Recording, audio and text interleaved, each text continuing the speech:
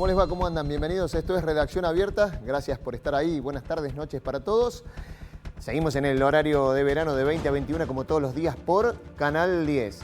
Y justamente hace hoy una semana de que comenzó la guerra entre Rusia y Ucrania, de una gran operación militar ordenada por el Kremlin, dando o desencadenando en esto después de una tensión que no creció hace un par de semanas o un par de meses, que viene decantándose desde hace años. Quizás en este programa no veas algunas imágenes que sí verás en otros, o historias personales, pero sí nos vamos a tratar de asomar un poco a entender el conflicto, a tratar de buscar las raíces de ese conflicto, porque obviamente es importante lo que está pasando en este momento, es importante cómo se llegó a esto y es importante lo que pueda pasar, pero se arrastra toda una historia para llegar a un momento como este de una tensión muy importante y de un conflicto armado, el más grande en tierras europeas después de la Segunda Guerra Mundial.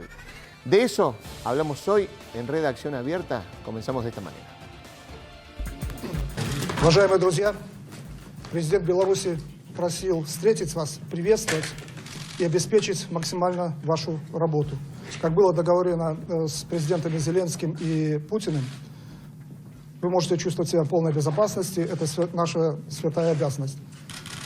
Президент Лукашенко искренне надеется, что сегодня, в ходе сегодняшних переговоров, удастся найти пути решения всех кризисных вопросов. И все белорусы молятся за это. Любые ваши просьбы и предложения, касающиеся организации сегодняшней встречи, будут приняты и беспрекословно исполнены. Así ha sido bombardeada la torre de comunicaciones de Kiev. La policía dice que el misil habría caído cerca de un edificio cercano y hay por lo menos 5 muertos y se ha declarado un fuerte incendio. Con este acto se confirmaría las intenciones que había anunciado el gobierno ruso de destruir edificios de comunicación y propaganda, según ellos califican a los medios ucranianos. En estos momentos no hay señales de televisión en el país. Entre bombardeos en Kiev, el presidente de Ucrania, Volodymyr Zelensky, ha hablado ante la Eurocámara por videoconferencia y ha pedido una vez más que Ucrania entre en la Unión Europea. Zelensky aseguró que conversó con el presidente Joe Biden. Destacaron la necesidad de frenar la invasión rusa cuanto antes. Reportes sobre los abusos rusos a los derechos humanos y violaciones al derecho internacional se apilan con el pasar de las horas. Los ataques rusos están dirigidos contra escuelas, hospitales, áreas residenciales. Los ataques destruyen infraestructura crítica que proporcionan agua potable a millones de personas, gas que evita que se congelen a morir, además de electricidad. Autobuses civiles, coches e incluso ambulancias han sido atacados. Del lado ruso, el ministro de Defensa Sergei Shoigu aseguró que la operación militar en Ucrania durará hasta que alcancen sus objetivos. Instó a evacuar a ciudadanos que vivan cerca de infraestructuras de inteligencia ucranianas para evitar daños colaterales y rechazó haber cometido crímenes de guerra. En tanto, el ministro del Exterior externó su preocupación de que Ucrania adquiera armas nucleares. Ucrania posee tecnologías soviéticas y los medios para enviar esas armas. No podemos ignorar ese peligro real. Mientras en Estados Unidos Biden responde a la pregunta de si habrá guerra nuclear con un no contundente. YouTube bloqueó los canales de los medios rusos RT y Sputnik en toda Europa. Apple anunció que suspendió la venta de todos sus productos en Rusia. La automotriz Ford suspendió sus operaciones. Y Visa y Mastercard bloquearon el uso de su red a bancos rusos. Estimados colegas, ya ven que los países occidentales no solo están acometiendo acciones poco amistosas contra nuestro país en el área económica, hablo de las sanciones ilegítimas que todo el mundo conoce perfectamente, sino que además los principales miembros de la OTAN se permiten hacer declaraciones agresivas también contra nuestro país.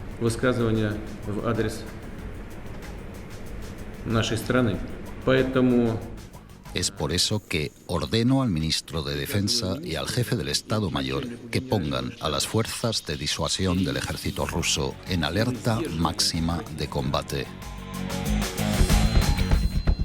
Llevamos una semana de esta guerra entre Rusia y Ucrania y por eso hemos convocado a dos especialistas a nuestro piso, al señor Marcelo Taborda, analista, periodista y analista internacional, y a Carlos Pereira Mele, analista internacional y director de Dossier Geopolítico. Gracias por estar acá, buenas noches, ¿cómo les va? Gracias. Buenas noches. Si tuvieran que hacer una mirada sobre esta semana del conflicto, para saber, mirar hacia adelante o decir qué nos depara esto, ¿se va a solucionar? Hoy hay conversaciones nuevamente entre los enviados ucranianos y rusos en Bielorrusia, hoy o mañana, creo que están conversando nuevamente, según el horario, digamos, pero ¿qué te deja esta semana de lo que has visto, Marcelo? Empiezo yo. Empieza.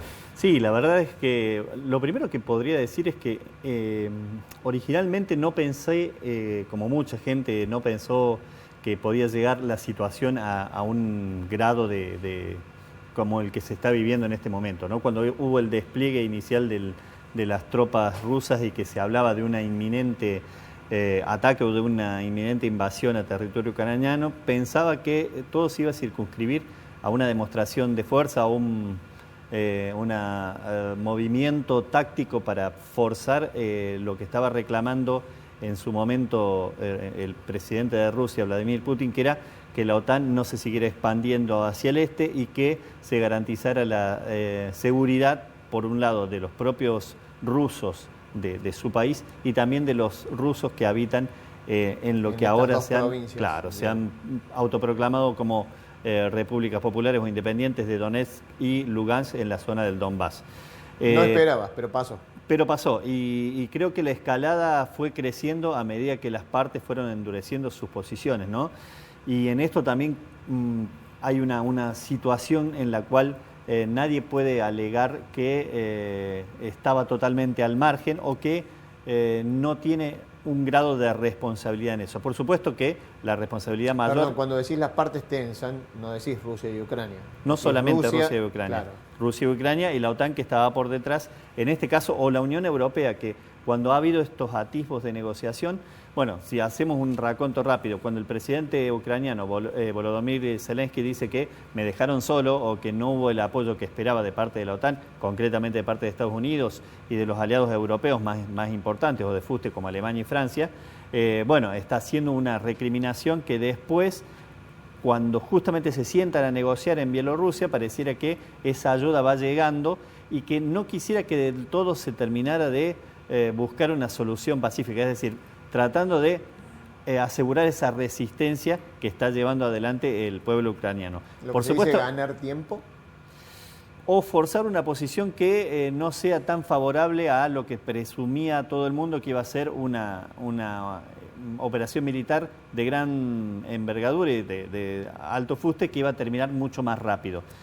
Por supuesto, la decisión principal y la responsabilidad inicial es la de Putin de ordenar esa operación militar que había dicho horas antes que no iba a producir y que habrá que ver, según cómo decantan los acontecimientos, si le va a ser favorable a la posición de Rusia específicamente en esta idea de frenar el avance de la OTAN hacia Oriente o si realmente va a ser el efecto contrario, porque lo que hemos estado viendo en estos días es que se ha aglutinado mucho de la opinión pública y también de los países occidentales que no estaban del todo convencidos de dar ese apoyo o ese aval a esa expansión de la OTAN en un abroquelamiento que pareciera ser justamente lo opuesto a lo que se buscó.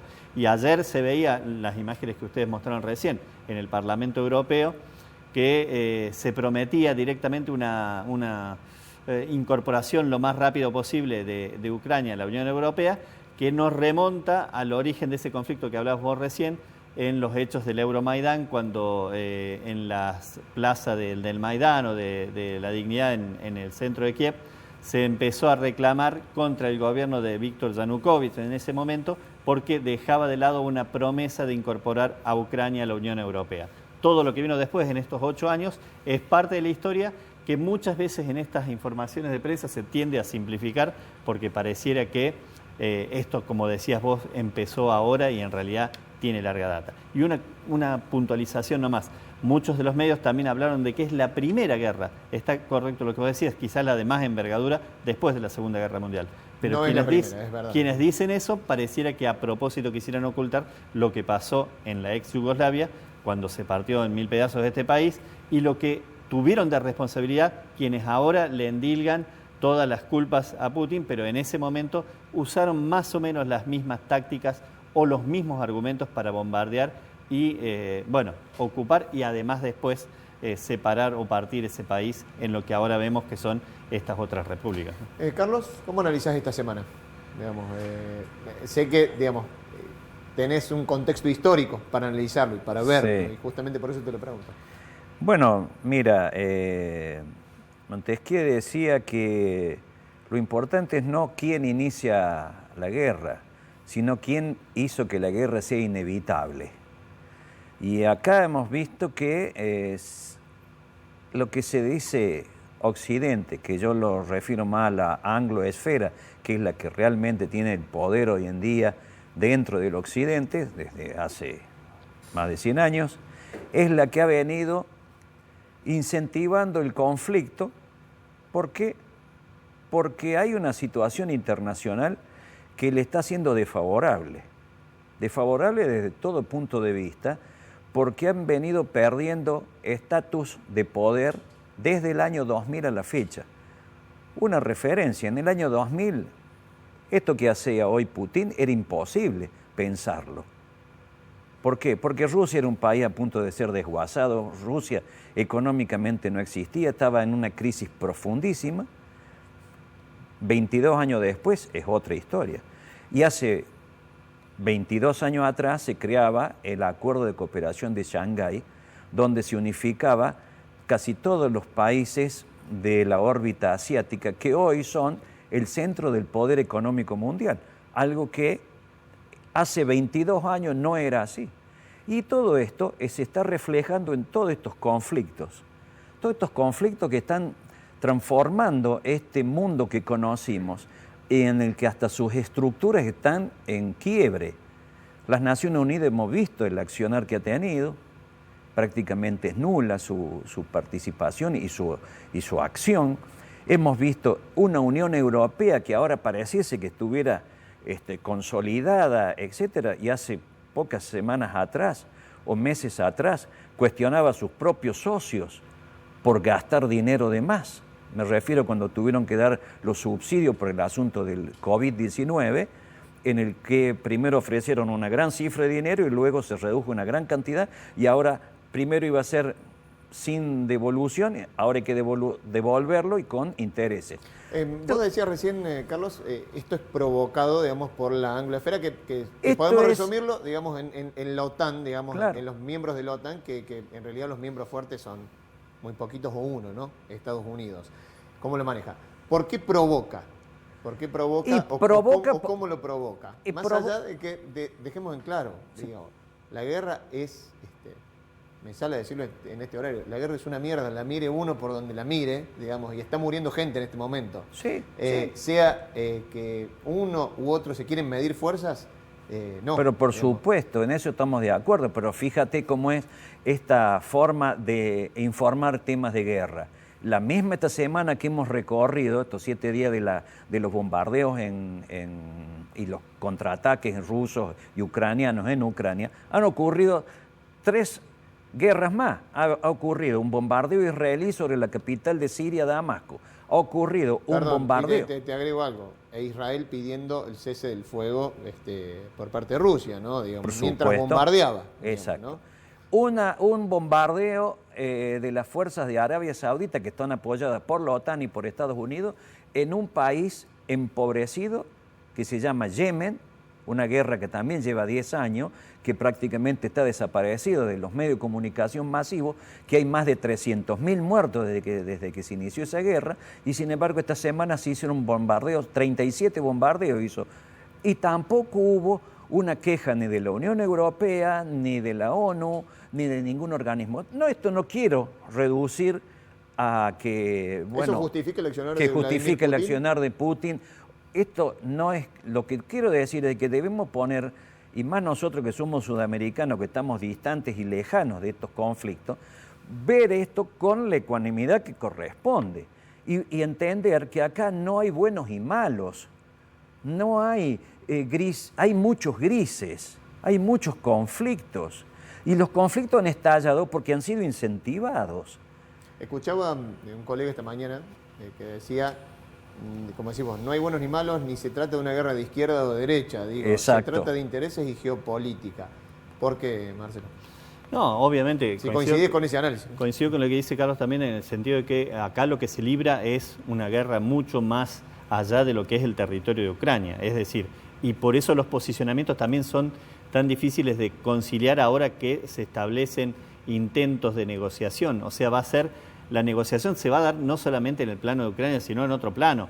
El tema de la redefinición de la seguridad del continente europeo, o sea, tomándolo a Rusia como parte de interesada y además a la cual se tiene que consultar en este aspecto si es que realmente se quiere arribar a una solución. Y el hecho de la expansión de los países, que ahí está la discusión casi semántica, si se le había prometido o no a Mikhail Gorbachev cuando se desintegró la Unión Soviética, no avanzar o no extenderse sobre los países que integraron el Pacto de Varsovia.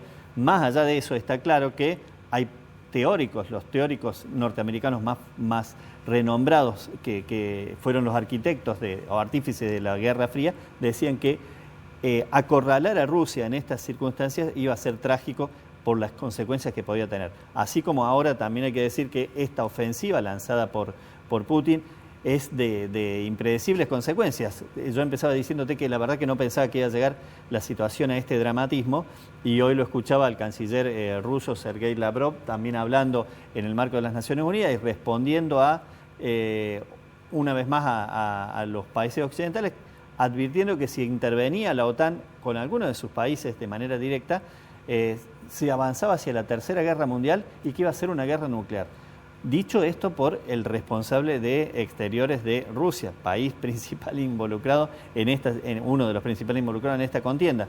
Con lo cual, la verdad que el panorama empieza a ser más preocupante porque todo el mundo decía, esto es retórica bélica, pero no va a llegar a los hechos, y finalmente estamos en este estado que hoy podemos ver.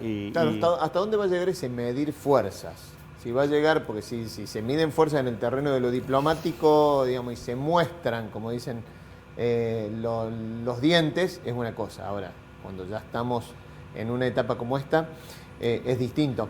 Mira, recién hablaban ustedes del accionar de Europa. Justamente hubo un discurso del presidente ucraniano, Zelensky, adelante, digamos, de manera en una pantalla, apoyado por el Parlamento Europeo, aplaudido por el Parlamento Europeo. Vamos a ver dos tapes. Los invito a ver primero en donde prácticamente dice, no nos dejen solos. Le piden a la Unión Europea y seguramente el Parlamento Europeo acelerará lo que es la incorporación de Ucrania o no a la Unión Europea. Lo vemos y ya seguimos con otro que también es muy interesante de algo que se dijo en ese mismo Parlamento. Pero veamos este.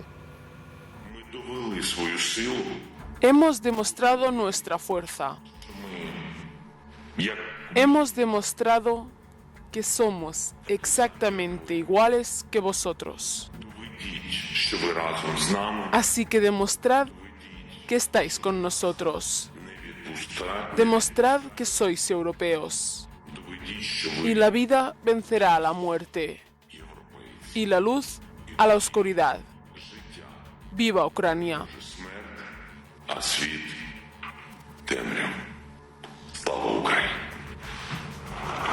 Una demanda que ha sido respondida por la presidenta del Parlamento Europeo, Roberta Metsola. Damos la bienvenida, señor presidente, a la solicitud de Ucrania para obtener el estatus de país candidato. Estamos con usted en su lucha por la supervivencia, en este oscuro momento de nuestra historia.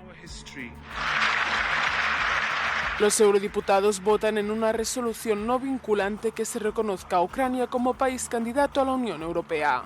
Pero el proceso de entrada al bloque normalmente dura más de una década y no depende de la Eurocámara, sino de los Estados miembros. Esto pasó ayer en el Parlamento Europeo. ¿Querían decir algo antes de ver el próximo? Porque dijo, abrió con palabras fuertes, no nos dejen solos, demuestren que la Unión Europea está con nosotros, dijo el presidente ucraniano. Sí, y la demostración más clara ha sido dónde está la OTAN en territorio ucraniano. Los dejaron solos, esa es la realidad concreta hoy. Ese es el doble discurso que estamos viendo y que va a seguir siendo así. Porque como bien también se dio en el informe, una incorporación dura aproximadamente 10 años y depende de los Estados miembros. Y hay varios Estados miembros de la Unión Europea que por bajo cuerda mantienen fuertes relaciones con Rusia, como el caso de Hungría. La misma Alemania, que su ministro de Economía acaba de anunciar que no sancionemos tanto a Rusia porque esto se nos transforma en un boomerang para nuestra propia economía. Mira, quédate ahí, Carlos, porque con esos conceptos, porque quería que vieran este otro. No nos vamos a remontar tanto. En ese mismo parlamento que veían recién, septiembre del año pasado, septiembre de 2021, una eurodiputada irlandesa, miembro de esta Cámara, critica el informe parlamentario europeo sobre Rusia y dice: rodeamos a Rusia con bases militares de la OTAN, pero les llamamos agresores. Míralo.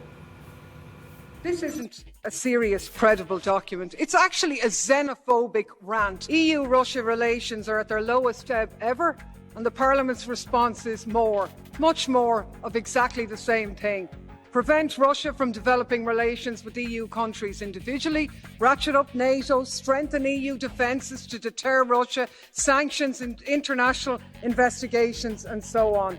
Much of the information is false, misleading and one-sided. We surround Russia with native bases and we call them the aggressor. We support opposition groups and we accuse them of foreign interference. The European project is not being undermined and divided by Russia, but by the rank hypocrisy that is characterised in this report. And the only beneficiaries of this nonsense is the arms industry made fat on the profits of its hysteria. So would people ever calm down and cop on? We need to work diplomatically with our neighbours for a peaceful resolution of differences. Could she back off the Russia-phobia? The last thing we need is a Cold War turning into a hot one. We absolutely reject the report in its entirety. Si no pudiste seguir muy bien los subtítulos, era una eurodiputada irlandesa que se refería al informe que el Parlamento Europeo hace sobre Rusia con críticas, con sanciones y diciendo, bueno, permanentes sanciones, una rusofobia, por ejemplo, dice, va a llevar a que en algún momento reaccione, por ejemplo, apoyando que haya bases de la OTAN. Esto da la pauta de que nadie quisiera, por más que ahora se sienten a dialogar, nadie quisiera la diplomacia o la solución diplomática. Marcelo. Sí, a ver, yo creo que a veces la diplomacia parte de esas posiciones de fuerza para lograr la situación más ventajosa, ¿no? Pero volviendo a lo que hablaba ahí también de la rusofobia, fue uno de los argumentos, fue lo que se trasuntó también después de aquellos hechos de 2014 que dejaron cerca de 200 muertos en lo que fue el Euromaidán, llamado así, que fue esta serie de revueltas que terminaron con el gobierno de Yanukovych, que en algún momento había sido pro-europeo, después cuando fue pro-ruso, en ese momento se produjo esta revuelta. También hay que pensar cómo se dan estas revueltas, inscribieron lo que fue la Revolución Naranja previamente, una década antes, tuvieron mucho que ver también la participación de sectores ligados a Occidente y en ese momento la propia secretaria de Estado norteamericana, Hillary Clinton, se congratuló de cómo habían sido los hechos y de esa actitud que se había reflejado en las plazas, pero había mucha posición de Occidente y en ese reclamo anticorrupción o de mayores libertades, de no tener dependencia de Rusia, también estaban estos sectores a los cuales hace referencia Putin, siempre diciendo sin justificar lo que es en este momento son ni la ofensiva ni los ataques, pero de dónde sale esa afirmación de los neonazis, es que había grupos de infiltrados o no infiltrados, parte de esas revueltas que respondían a esa ideología. De hecho, aparecían en las manifestaciones con esos estandartes, promovieron que en buena parte del territorio ucraniano se suprimiera el ruso como idioma también y avanzaron sobre los sectores del este de Ucrania, que son de mayoría ruso hablante, como es la región del Donbass, donde legítimamente se sintieron que iban a ser avasallados o iban a ser atacados por el occidente más pro-occidental, y desde ahí aparece esa intervención de Rusia, que para muchos es la excusa ideal que utiliza Rusia para intervenir en otros países que antes formaban parte de lo que era la Unión Soviética, y para otros es ni más ni menos que proteger esos intereses de esos ciudadanos que son culturalmente y por origen ruso. En ese 2014 se produce la anexión de Crimea, pero hay unos referendos que se producen también previamente donde la mayoría de esa población se pronuncia a favor de esto. Obviamente esos referendos habría que ver cómo se realizaron y quiénes participaron, y Occidente y la propia Ucrania no los reconoce. Pero ahí está también mezclado este origen de este conflicto que hoy pareciera que se simplifica como que fue de la noche a la mañana, cuando en realidad hubo varias cuestiones previas, como el acuerdo de Minsk, Los acuerdos de Minsk, que bueno, las partes ahora se acusan de no cumplirla, ¿no?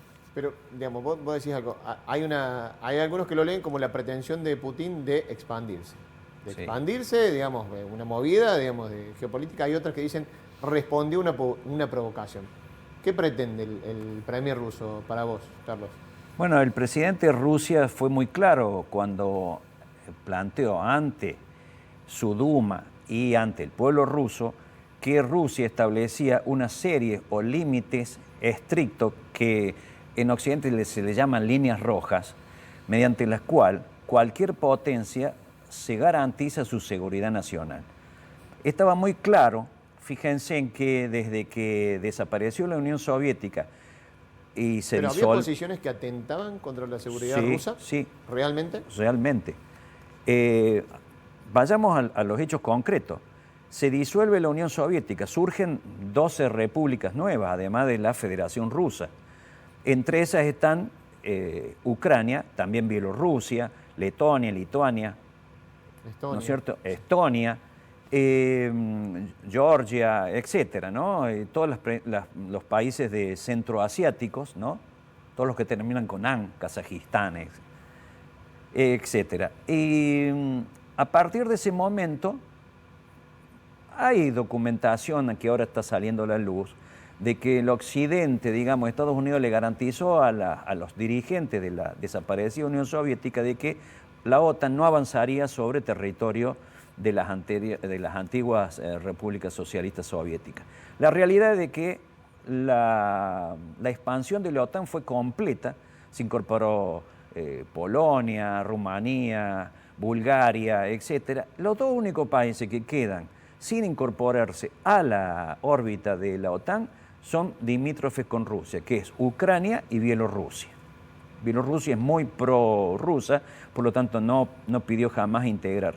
Pero Ucrania sí pidió incorporarse. Y allí es cuando, vuelvo a reiterar, con estos cambios históricos que han ocurrido, de estos 20 años de fortalecimiento de Rusia, en que Rusia dice no podemos permitir que se instalen bases militares con cohetería de alcance mediano que están a 5 minutos de Moscú. Porque está Moscú de la frontera con Ucrania está a 500 kilómetros aproximadamente. Y eso es como, por eso el presidente Putin le dijo a una periodista, creo que inglesa, le dijo, ¿qué pasaría si yo pusiera misiles en Canadá? ¿Qué haría Estados Unidos? Inmediatamente reaccionaría, porque es nuestra seguridad nacional y con los límites de lleva un costo, digo, está invadiendo un país hermano, digamos, que fue integrante. Pero yo estoy dando te entiendo el escenario en que se está desenvolviendo esto, ¿no es cierto? Ahora, y ese escenario, el escenario, perdón, el accionar antiético, digamos, y sin ningún escrúpulo de los Estados Unidos, que manejan, digamos, a gusto y placer la OTAN, digamos, eso está claro. Digo, pero por ahí me cuesta entender las pretensiones de alguien como Vladimir Putin. Tiene pretensiones, digamos, de expansión, solamente quiere mostrar fuerza o no, yo creo que lo que está haciendo Vladimir Putin es consolidar lo que ha quedado de la Unión Soviética, primero en su federación, que la ha fortalecido tremendamente y la ha vuelto a unificar, en el cual uno de los factores más unificantes no han sido ni las armas, ni los ejércitos, no, ha sido la religión. Ha fortalecido fuertemente la Iglesia Ortodoxa rusa, que es su base principal. Segundo, ha empezado a tener una nueva presencia en la esfera exsoviética. los países centroasiáticos que se independizaron han firmado acuerdos de cooperación y de seguridad con la Federación Rusa. Por eso hemos visto hace poco que ocurrió un golpe de Estado con una rebelión en Kazajistán y que fue rápidamente eliminada porque operó allí un sistema de seguridad montado entre todos los países firmantes de ese pacto, y en el que está Rusia también, y rápidamente se eliminó a las revueltas que se habían planificado, que tenía mucha impronta europeísta también, los grupos rebelados. Y en el área de Europa, vuelvo a reiterar, lo que él pretende la seguridad rusa es impedir que la OTAN llegue a su frontera. Ese es el marco. No, Rusia, lo dije muchas veces y creo que podemos coincidir, conquistar Ucrania es ganarse un gigantesco pozo oscuro, negro, sin fondo, un problema económico terrible. Ucrania está en una crisis terrible. Después de Argentina es el segundo país que le debe más al Fondo Monetario Internacional. Es un país en crisis total económica, debido a ¿qué? A 8 años de guerra. Estamos hablando también, y nos olvidamos de los 15.000 años, de los 15.000 muertos, ¿no? Podés cerrar, no tengo más tiempo, pero la verdad estaría interesantísimo, estaría también para hacer otro programa sobre esta temática. Lo vamos a seguir acá en Redacción Abierta, pero no me quedó más tiempo. Les agradezco a los dos y esperemos que si hacemos un próximo programa estemos hablando de otra cosa, ¿no? Solo un apéndice nomás, es decir, que ojalá esta tensión que hay para todos los refugiados, primero que esos sí son los grandes inocentes, los civiles que están perdiendo la vida en este escenario de conflicto, y que cuanto antes se termine, ojalá sea pronto, mejor, pero además que este mismo tratamiento que están teniendo, que ojalá continúe, los refugiados ucranianos los tengan los que están escapando de otras guerras, y no como el corresponsal, no, refugiados de primera y refugiados de segunda. Como el corresponsal de la CBS que dijo, estos sí que parecen refugiados de una civilización, como haciendo entre refugiados 1 o clase A y clase B, a los cuales a algunos hay que atender y otros seguir teniéndolos en el olvido. Muchas gracias a los dos, les agradezco muchísimo. Gracias. Nos vamos a la primera pausa en Redacción Abierta y ya venimos y hablamos del campus virtual de la Universidad Nacional de Córdoba. Quédense ahí.